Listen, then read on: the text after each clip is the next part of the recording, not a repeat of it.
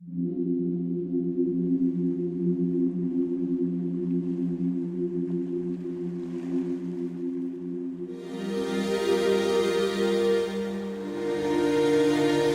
500 kilometers off the Colombian coast in the eastern Pacific is the UNESCO World Natural Heritage Site of Malpelo. Malpelo is part of an ocean corridor connecting other natural heritage sites such as the Galapagos Islands, Coiba, and the Coconut Islands. Although the island itself is at the center of a nature reserve, one could be forgiven for being unable to recognize it as such at first sight. Home to a unique shark population, this oceanic island nature reserve, which has never been connected with the mainland, covers an area of around 8,500 square kilometers, and its waters are a paradise for divers, once they've obtained a permit from the Colombian Ministry of Ecology.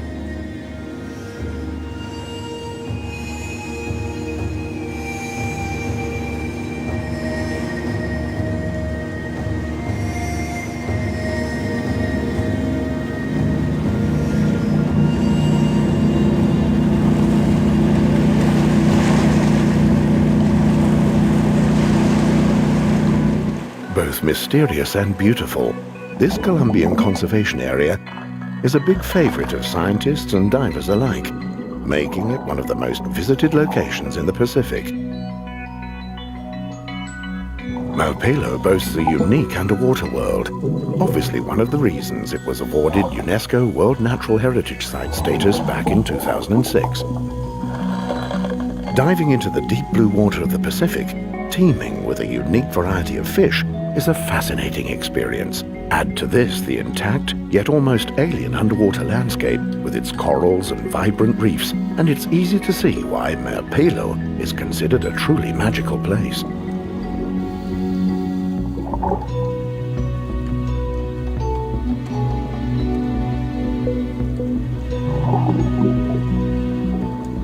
On the near side of the barrier reef, facing toward the island, marine life is in full swing immediately beneath the water's surface.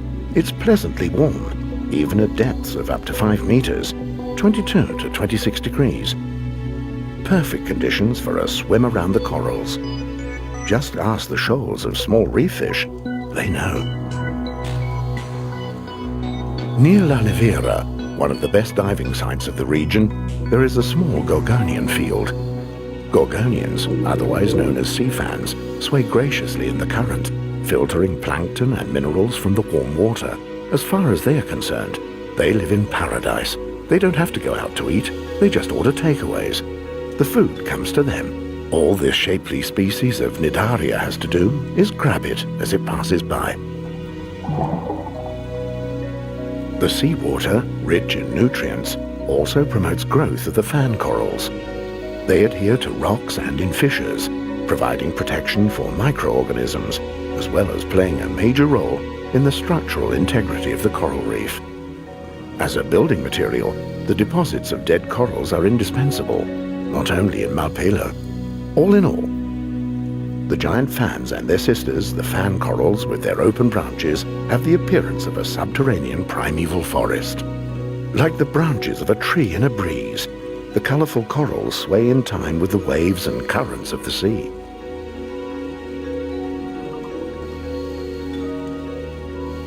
Tube corals grow on the roofs of the reef, almost vertically, as high as they can. They interrupt the currents and cause a vortex, thus providing the areas close to the surface with oxygen.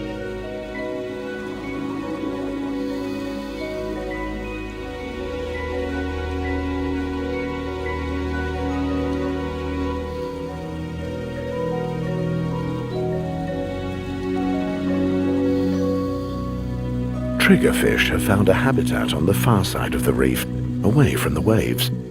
They mostly travel in groups, but this one seems to have fallen out with the others. Due to the varying underwater landscape with its tall cliffs and deep drops, reefs, canyons and caves, the waters surrounding Malpelo are more diverse than most of the world's diving locations.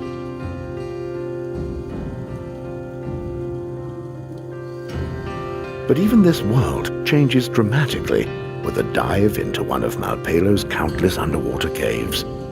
Unique coral palettes of color come to life in the glow of the divers' lamps. A needlefish, startled by our presence, decides to gallop off.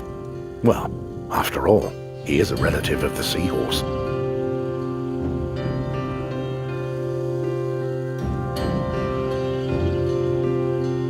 An eerie atmosphere prevails in this cave. Individual fish appear as if out of nowhere. It's easy to lose all track of time.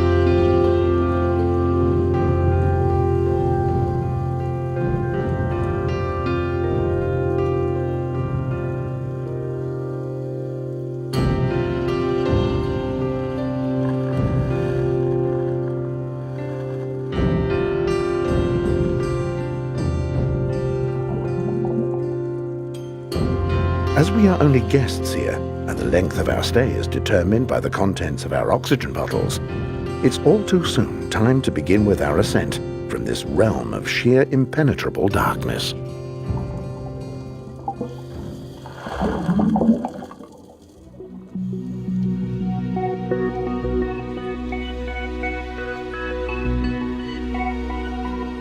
Malpelo's underwater world is characterized by rock formations, most of which are populated by mussels. Along its steep slopes, the water can be as much as 5 meters deep, but just a little further offshore, the sea reaches unknown depths.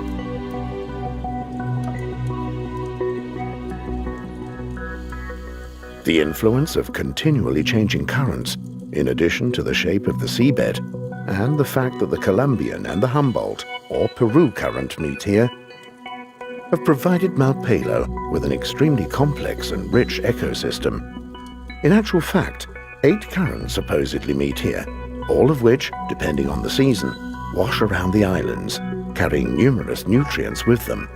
In doing so, they create ideal environmental conditions for the marine fauna, resulting in a rich biodiversity.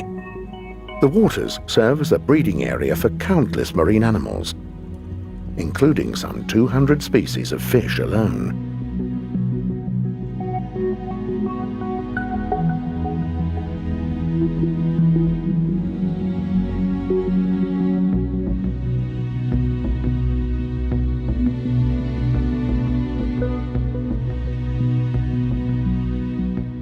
Schools of mackerel or tropical fish like these creoles are a sight divers will remember for years to come.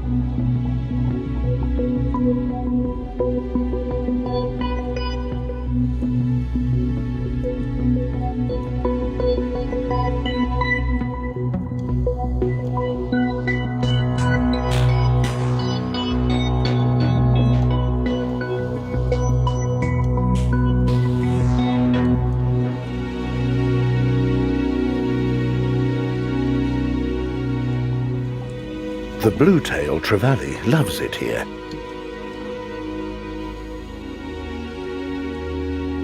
He can grow to up to 70 centimeters in length and feeds on fish larvae, small crabs and fish.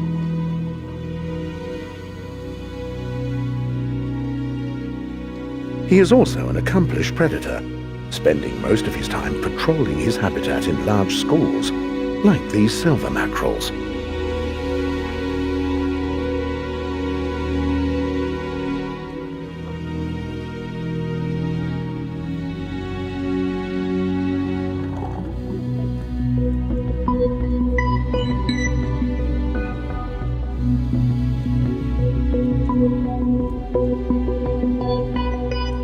This weird character is a pufferfish, blowfish, balloonfish. He doesn't care what you call him, but you should treat him with caution. In Japanese gourmet eateries, he is simply known as fugu. Sounds harmless enough, but as a dish, when wrongly prepared, he claims several hundred lives annually. This is due to the fact the skin, the liver, and the ovaries of pufferfish contain the fatal nerve poison tetrodotoxin, or TTX. Gourmets, or rather victims, become paralyzed immediately after consumption and are unable to speak or move. They remain conscious, however, only to suffocate or die of cardiac arrest. Fish and chips is clearly the safer option. In the water, though, the pufferfish is timid and steers clear of humans. When he senses danger, he blows himself up to many times larger than his normal size. Predators tend to treat him with respect. He can inflict nasty bites too.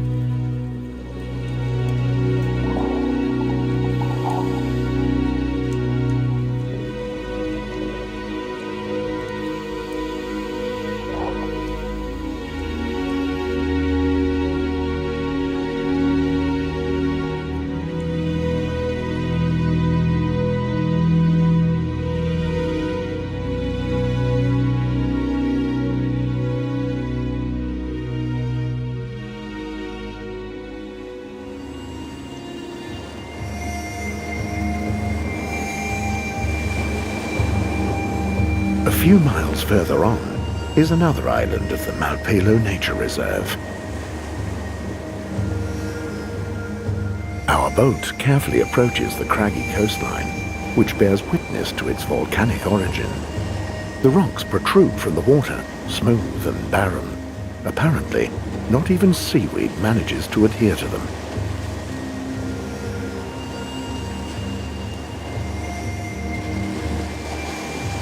There is no way of reaching land without some element of danger. Waves lash the shore despite the calm sea. Currents can be seen from afar.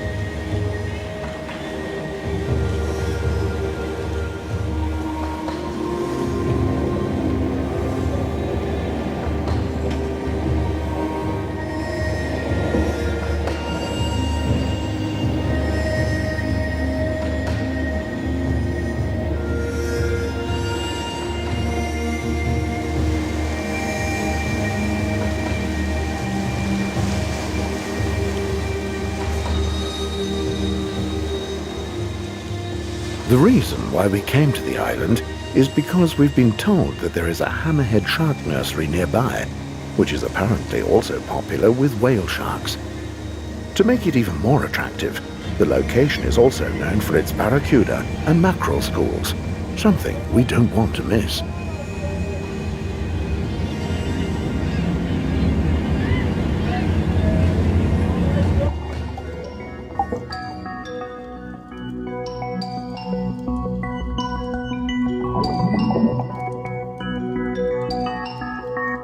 And it looks as though we're not going to be disappointed. After just a few meters, a school of blue-striped snappers swims towards us, head on. These fish live in huge schools during the day, which is a precautionary measure against predators. Some of these schools can consist of 1,000 fish, but some divers tell of schools many times this size.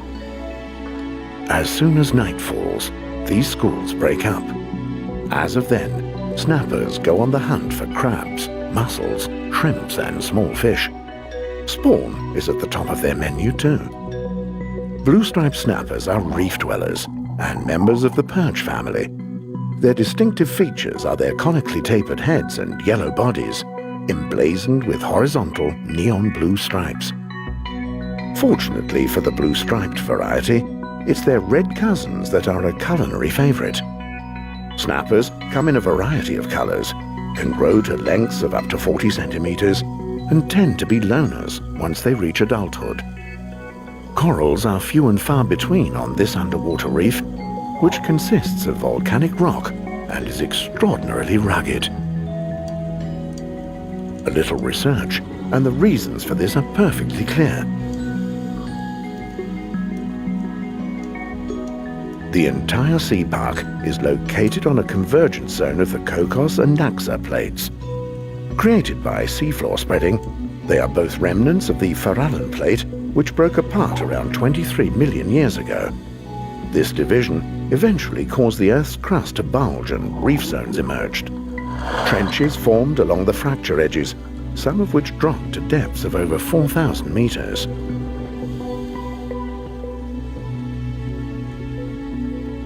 This is why the seabed consists mainly of volcanic rock and solid magma. These are the remnants of a process which must have released huge amounts of energy and still give Mother Nature cause for alarm. The Great Plates, which meet near San Francisco and Los Angeles, are connected to a system of plates and ridges from Malpelo to Coiba and onto Galapagos. Earthquakes occur frequently in the region, most of which originate in the area surrounding Malpelo.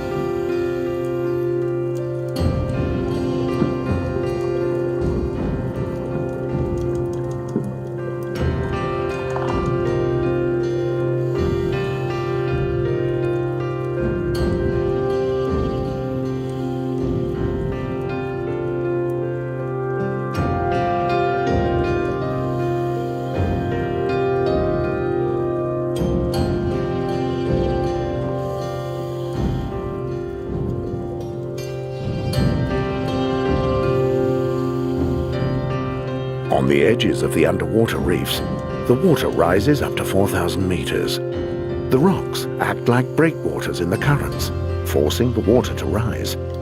This, in turn, creates an undertow, which sucks microorganisms and plankton upwards into warmer regions. This process is known as upwelling and is comparable to orographic rainfall on the windward sides of mountains on land. Upwelling, which has been well documented in the Azores, is also the reason behind the unbelievable biodiversity in and around the underwater reefs of the Malpelo Marine Reserve. The inhabitants of the sea virtually live in a land of milk and honey. Being in such abundance, food is easy to find. Even this octopus, disguised as a coral, only has to stretch out his tentacles, and the food literally floats directly into his mouth. This, however, attracts predators who pick up the scent in the hunting area around Malpelo.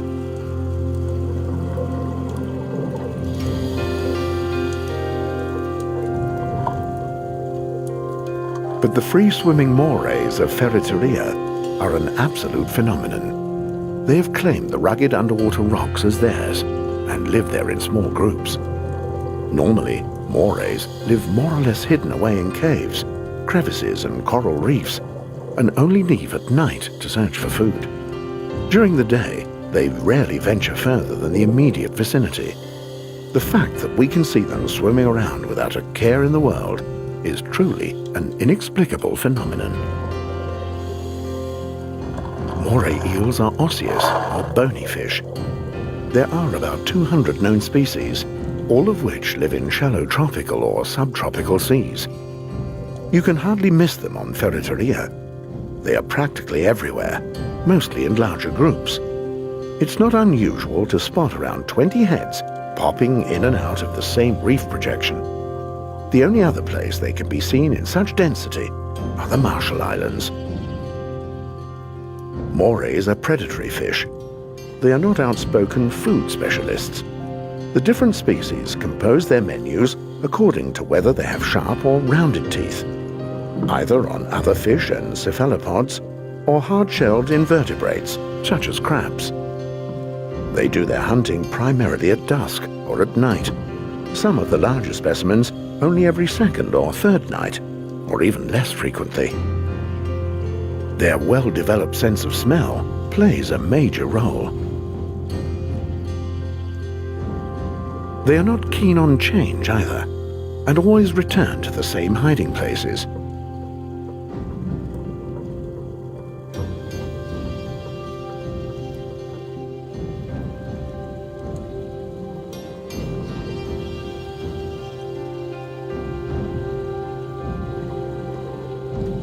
Larger morays have several layers, which can be as far as 200 meters apart.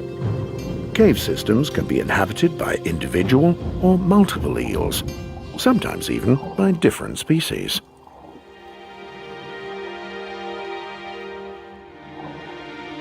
One visitor, who only rarely comes by, is the sea turtle. He travels great distances on ocean currents. The first sea turtles probably evolved from land tortoises about 200 million years ago, making them older than dinosaurs. Evolution adapted them to the changing conditions more than just once. The salt content of the blood of sea turtles is regulated by salt glands. When diving, their metabolism is greatly reduced and their blood is enriched with CO2 without causing the animals any damage. But sea turtles are threatened with extinction. Sadly, this threat is one of our making. The animals are hunted down for their meat, their eggs, and of course for tortoiseshell, and have been for centuries.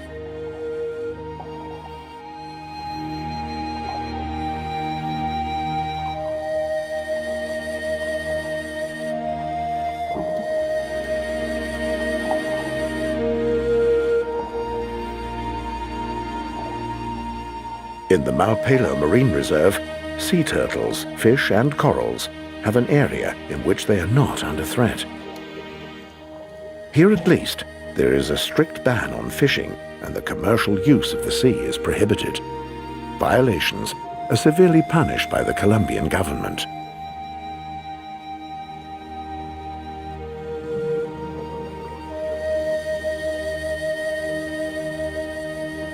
Thanks to this, numerous animals on the list of endangered species spend their lives in the Malpelo Underwater Park.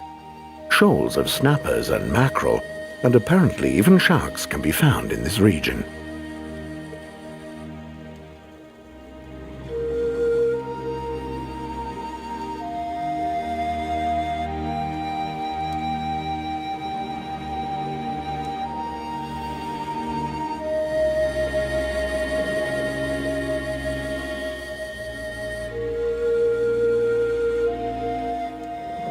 We want to find out just what it is with large fish and huge shoals. But not without bidding farewell to our old acquaintance, the yellow pufferfish. Right next to him, less colorful and therefore well disguised, is a leopard puffer. His name is derived from the white dots on his brown skin, and he too is poisonous.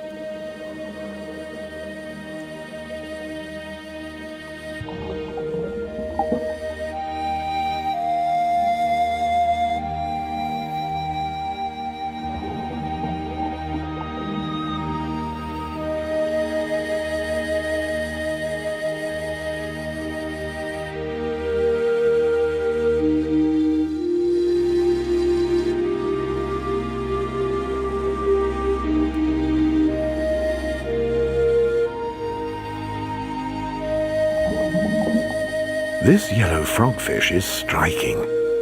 The animals are often colorful, white, yellow, green or black. In contrast to this fellow, the animals are perfectly disguised in the equally colorful reef biotope. Frogfish don't really look like fish at all. Their plump bodies are without scales or are covered with forked skin growths.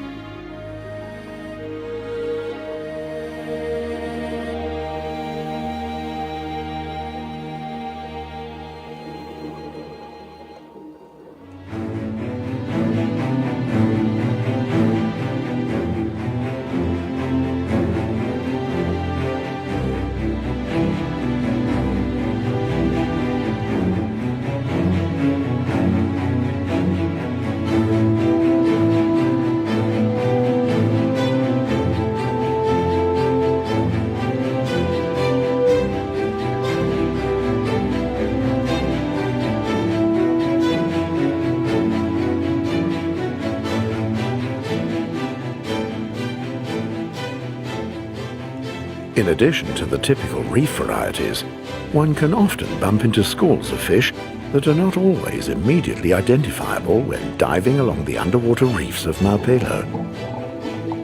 The reason for this is as odd as it is simple. Together with their food, the fish take in substances that change the color of their skin. These mullets live in the crevices and caves of the underwater world, where they find both food and protection, but feel just as good out in the open too. They make their way through reefs, subterranean canyons and caves in their search for the odd snack. Some of these schools can consist of around 1,000 fish. Here, the individual fish doesn't have to be on the lookout for predators, as long as when they are on their own, enabling him to eat more, and for a longer time. These huge schools are a result of the unique ecological situation.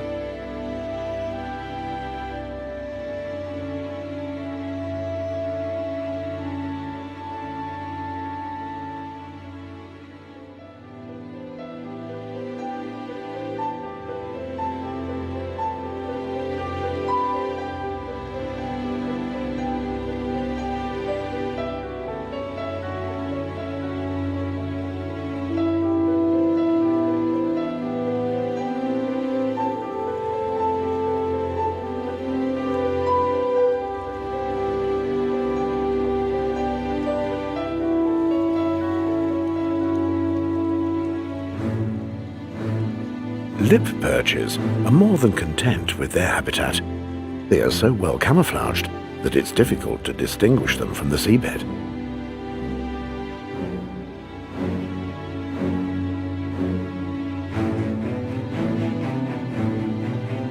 A school of yellowtail mackerel plows through the subterranean world of the reef as if emanating the Spanish Armada in search of the Royal Navy. Thousands of fish swimming in formation as mutual protection against predators. And they have enough enemies on and around the reef. Several species of shark have set up home in the waters surrounding Malpelo. The mighty predators of the ocean circle the schools, regularly dashing in and out like lightning in order to grab the odd tasty fish or two.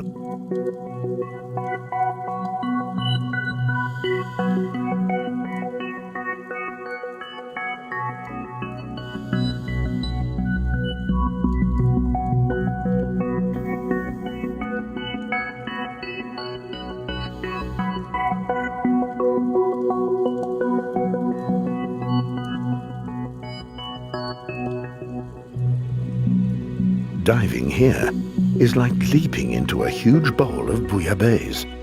There are fish everywhere, making it hard to maintain orientation. Apparently, sharks patrol the area shoulder to shoulder.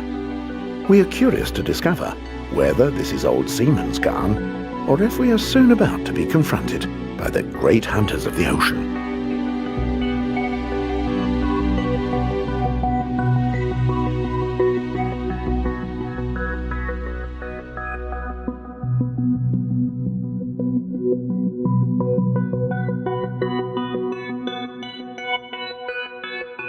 However, before we embark on our shark and barracuda adventure, we encounter this master of disguise.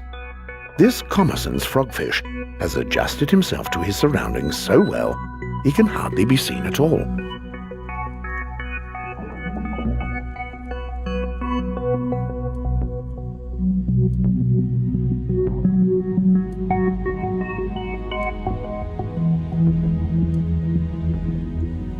On the edge of the reef, schools of small fish are practically flush to the surface, where the big fish lay in wait.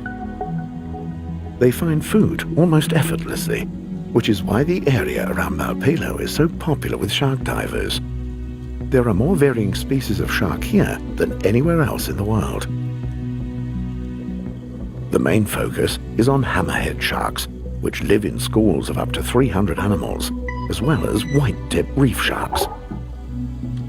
The carnivorous predators always remain in the region, in contrast to their relatives, like the Galapagos shark or the bull shark, who just stop off en route to foreign shores. It's only been a few minutes, and we have our first encounter with a hammerhead shark. He's out hunting and circles a school of mackerel. Then, out of nowhere, we meet our first white-tip reef shark. These small sharks, rarely larger than 1.5 meters, are usually found in coral reefs at depths between 8 and 40 meters. They prefer clear, clean water and rarely venture far from the ocean floor. As they have a curious disposition, they tend to inspect divers in their territory, but are not known to attack humans. Unfortunately, they are caught for their meat and are classed as near threatened.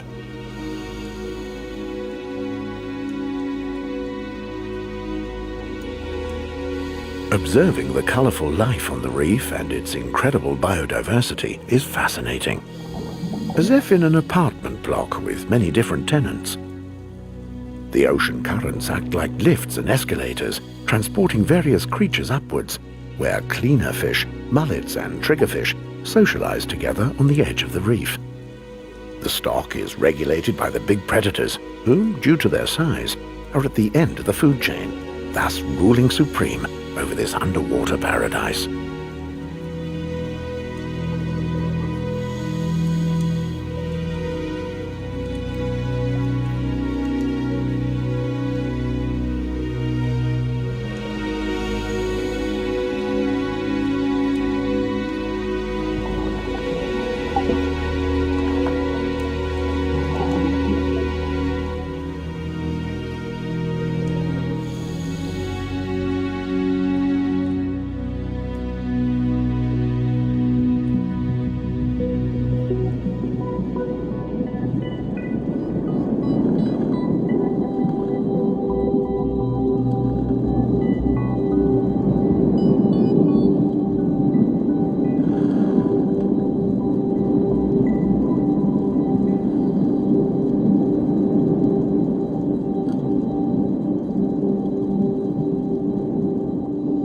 And then, suddenly, they arrive, out of nowhere, without warning.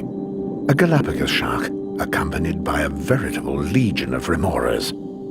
The first hammerhead shark overcomes his fear of the invaders, and without further ado, goes about his business. As far as he is concerned, the reef fish are by far more appealing than humans in wetsuits.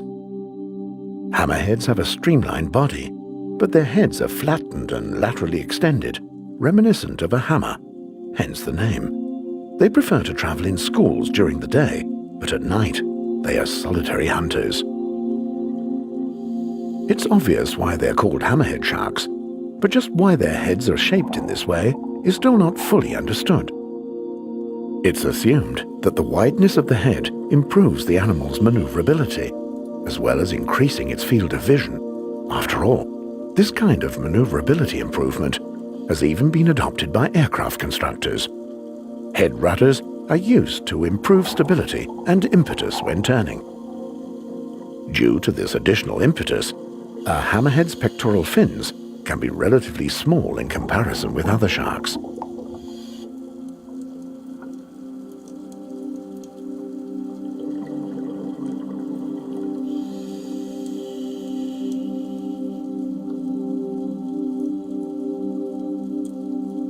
As a rule, Hammerhead sharks prefer their own company, but they are also known to form small and even very large groups. The smooth hammerheads and scalloped hammerheads especially favor groups of up to several thousand sharks.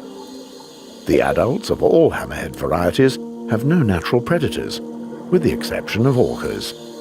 The smooth hammerheads are hunted for their large fins and their skin, while their scalloped relatives are also listed as globally endangered. They all enjoy dinner when sardines, mackerel and herring is on the menu, although the larger specimens are also partial to barracuda, other large fish. Octopus and crustaceans are never snubbed either, but they are also known to eat smaller sharks too, like the sharpnose, nurse or black-tip reef shark, as well as rays.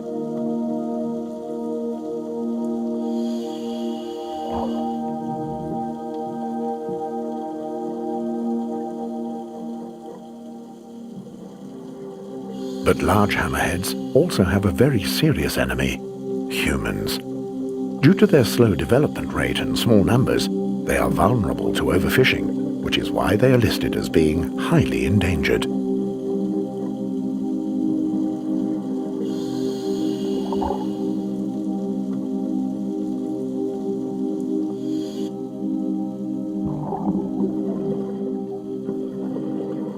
Bull sharks. The sight of these creatures causes a diver's pulse to race. One of the reasons for this is the similarity to the great white. But make no mistake, they are just as aggressive and responsible for a large number of attacks on humans, and at least 25 deaths, although experts assume this is a tentative estimate, as many confuse its appearance with its famous relative. With lengths of around 4 meters, bull sharks are heavy, stout, and will eat almost anything, even their own kind. Although they prefer reefs, bull sharks are the only sharks known to swim up rivers. One was even sighted swimming up a flooded street in Brisbane, Australia, during the Queensland floods in 2011.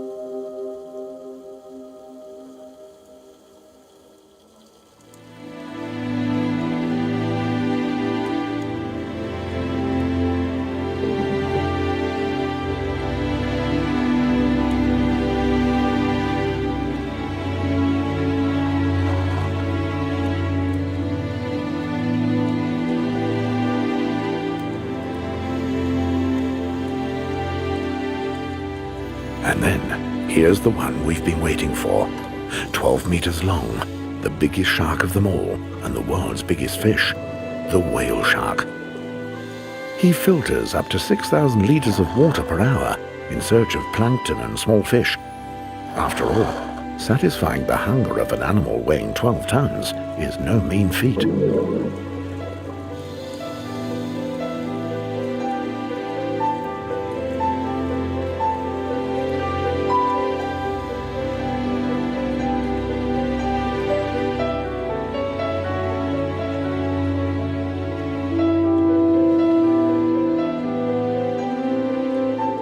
This character has nothing to fear from whale sharks, even though his main predators are sharks, the spotted eagle ray. He protects himself with a poisonous sting located at his base, but sharks usually attack from the front, tear the animal from head to tail.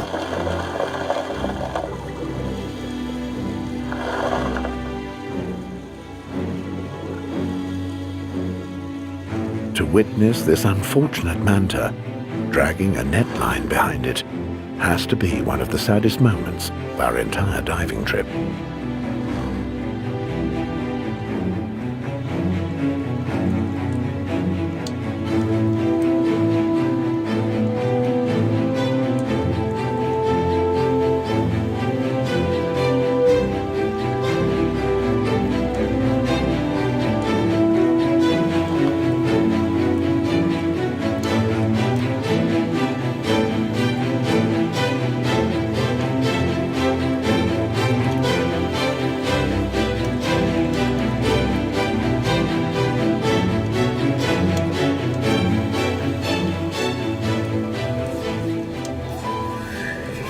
Once again, a shark appears out of the hazy blue of the sea. This time, it's a Galapagos shark. Great care should be taken here, as Galapagos sharks like to show who is boss in their territory. This territory is usually close to islands and reefs. In shallow waters, they are often the most abundant of sharks. The name derives from a 65-centimeter long fetus found near the Galapagos Islands.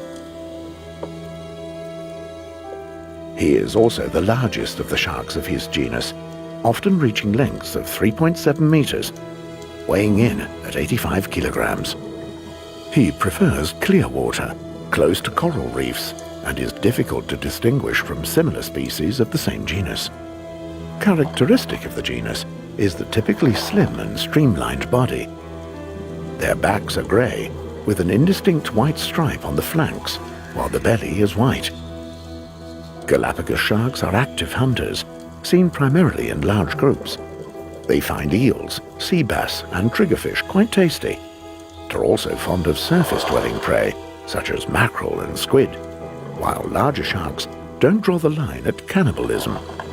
Even indigestible material, such as coral, rocks, leaves, and even garbage. The sharks are classified as being dangerous for humans, and are even known to attack boats quite vehemently. As they are inquisitive, they have no qualms in regard to approaching humans, showing great interest in swim fins or just hands. It's not advisable to dive without some form of protection there in the vicinity. We have to be careful and maintain a low profile, as excited Galapagos sharks are not easily deterred. Whenever an individual shark is restrained, many more arrive, like the cavalry. The use of a weapon against a single shark can trigger a feeding frenzy amongst its companions. The International Union for the Conservation of Nature has assessed the Galapagos sharks as near threatened. Despite their beauty, we are relieved when they leave the area again. We were told they just want to play, but none of us were in the mood to take this up with them.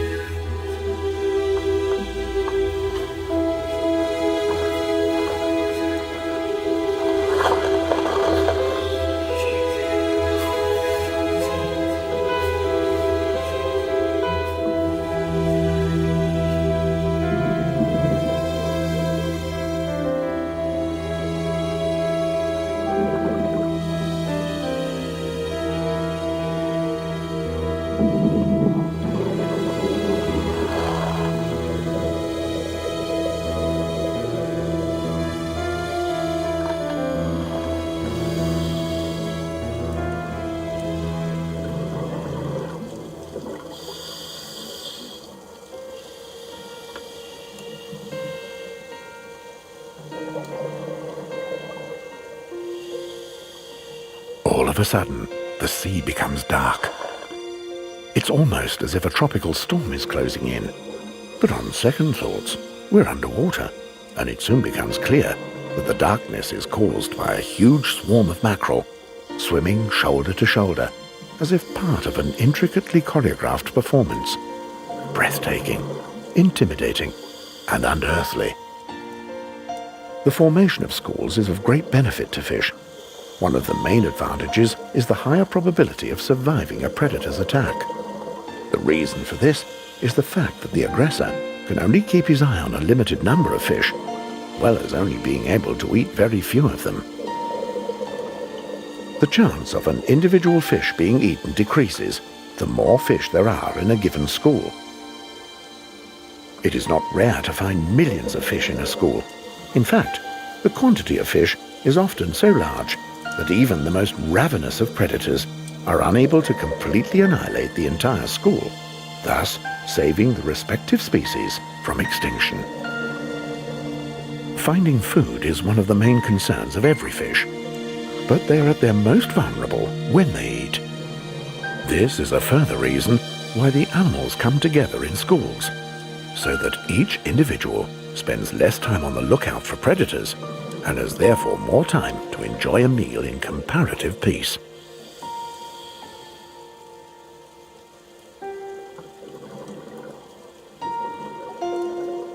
The distribution of food in a given habitat determines whether or not a school is established. Should the food for a specific species be distributed over a wide area, looking for food in a school becomes uneconomical, as each individual fish not find enough to eat. However, when plenty of food is available, there are hardly any disadvantages in membership of a school. This is the situation we have in Malpelo, where there is food in abundance. This is why the benefits of living in schools outweigh any disadvantages, and why these are so huge.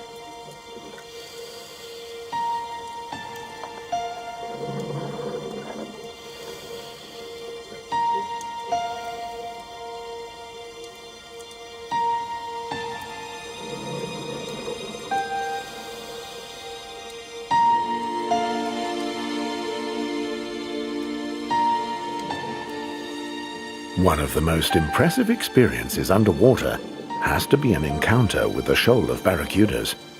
Thousands of the fish gather, giving the impression of a huge cloud. These congregations comprise primarily of young animals, initially traveling the seas as a unit. Barracudas are scavengers, and there are many reports of divers being bitten by them. Nowadays, it is generally assumed that any attacks on humans can be attributed to cases of mistaken identity due to poor visibility in the water, or occur simply by accident. However, touching them should be avoided, and hand-feeding them is not to be recommended, as they tear at food, thrashing it as if their lives depended on it. Should they bite, wounds can be quite deep, as their sharp, pointed teeth are not dissimilar to razor blades. Barracudas are a popular fish, mostly eaten as steaks, but also in soup. But as barracudas are at the end of the food chain, there is the risk of food poisoning to contend with, although this is seldom fatal. The fish themselves are immune to the poison, which is caused by the metabolic products of dinoflagellate. As we approach the shoal, we are rewarded with an expertly choreographed barracuda ballet before the animals make their way into the open sea. These fearsome barracudas basically prey on any fish they encounter, such as mackerels or triggerfish, even specimens their own size and larger. They kill larger varieties by tearing out large chunks of their flesh. And they are fast. They can overtake their prey with short bursts of speed, anything up to 50 kilometers an hour. As a final note, humans in their vicinity should avoid wearing jewelry, as barracudas often mistake shiny objects for prey, making ring fingers an interesting target.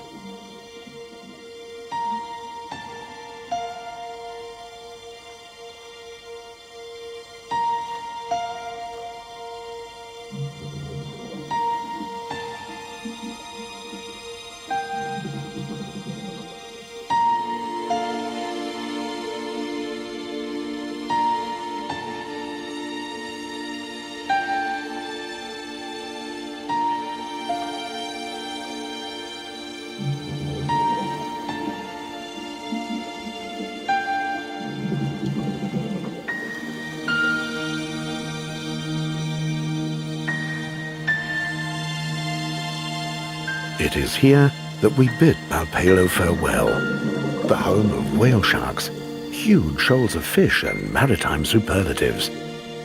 Firmly imprinted in our minds is undoubtedly the fact that an encounter with a whale shark is one of the most moving experiences a diver can wish for. We are grateful for several days in one of the last paradises on Earth, and hope that this World Natural Heritage Site remains preserved for a long time to come, for the protection of nature and to the delight of future generations.